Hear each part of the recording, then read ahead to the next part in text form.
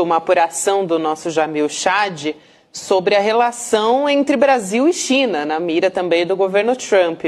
O tema está tomando muita força lá em Washington, de acordo com o Jamil, ele vai falar a respeito disso com a gente, mas isso por conta da proximidade, né, Jamil, do Lula com o Xi Jinping, preocupando o Donald Trump, ainda mais pelo fato de que o Brasil vai presidir o BRICS nesse ano. Então, isso também é bastante importante. Tem até os dados aqui, em 2025 o bloco econômico passa a representar 37% do PIB mundial e mais de 40% da população do planeta. Nessa quarta agora, aliás, as tarifas dos Estados Unidos sobre o aço brasileiro vão entrar em vigor e isso também deve movimentar essa relação, né, Jamil?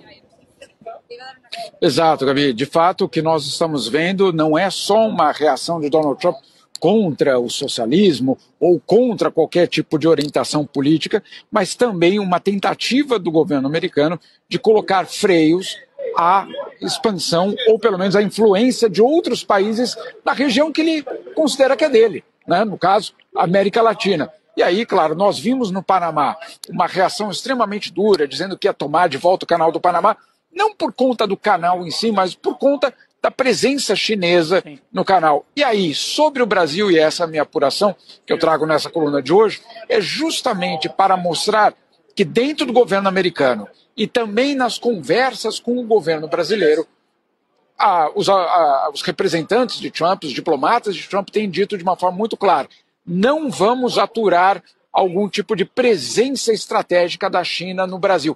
E que se isso acontecer, algum tipo de reação vai ter. A resposta do Brasil é uma resposta muito ponderada, é uma resposta dizendo, olha, primeiro, a China é o nosso grande parceiro comercial, não desde ontem, desde 2009, ou seja, já temos aí 15 ou 16 anos de uma parceria estratégica. Não só isso, o governo brasileiro insiste que não vê nenhum tipo de incoerência entre ter uma relação com a China e ter também uma relação com os Estados Unidos. O que, claro, a gente sabe que o que os americanos querem é exclusividade. E aí os americanos, numa reunião com o Brasil, eles disseram o que seria, vamos dizer assim, a linha vermelha deles. A partir daquele momento, se algo parecido acontecesse com o Brasil, eles tomariam algum tipo de atitude, que é o que aconteceu no Peru, quando no caso da China, construíram, os investidores chineses construíram um porto perto de Lima. Um porto que, segundo os americanos, tem o potencial de ter um uso também militar. Ou seja, uma preocupação com uma presença chinesa, que a gente sabe que não é inocente a presença chinesa, não é nada disso. Obviamente a gente sabe que a China também tem os seus interesses estratégicos na América Latina. Mas é curioso a reação dos americanos, porque a reação dos americanos não é vamos criar um projeto de prosperidade, não. Vamos criar um desenvolvimento econômico e o fim das desigualdades e da pobreza na América Latina, não. A reação americana é, se vocês seguirem esse passo, esse ritmo de aproximação com a China, nós colocaremos multas, penalidades, sanções contra vocês. Ou seja, é obviamente uma agenda negativa, extremamente negativa. Só que os caras vão chegar muito tarde nessa reação do governo dos Estados Unidos. É tarde. Você vai lá, sei lá, vai para o interior do Ceará, você tem o maior parque de energia solar do mundo em andamento, lá numa cidade chamada Milagres, o nome é simbólico. De quem? Da China. Milagres? Milagres, no interior do Ceará, na região do Cariri. Você pensa em construção da ponte Salvador-Itaparica, quem vai fazer? Provavelmente a construtora chinesa.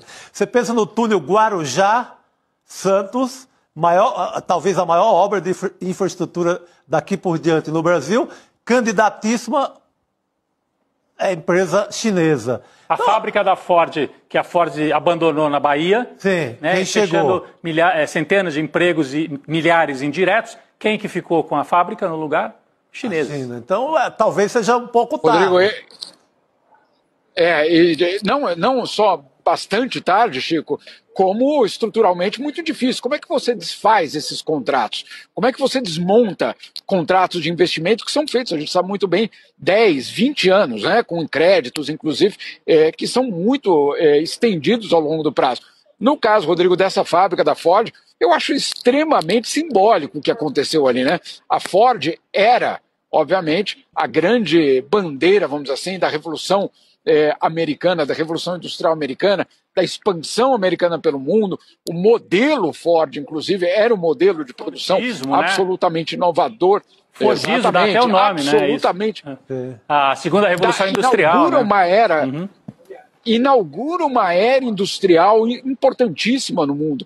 E aí, o que temos, a Ford se retirando basicamente do Brasil e aquela mesma instalação, aquela mesma fábrica, ou seja, as paredes daquela fábrica ocupadas literalmente pelos chineses. E não mais com um carro do século XX, mas um carro do século XXI, um carro elétrico. Ou seja, tudo absolutamente simbólico dessa transformação. Chico tem toda a razão. Quando eles chegarem à América Latina, Chico, se não for pela ameaça, dificilmente vão ganhar, obviamente, ou reconquistar algum tipo de espaço.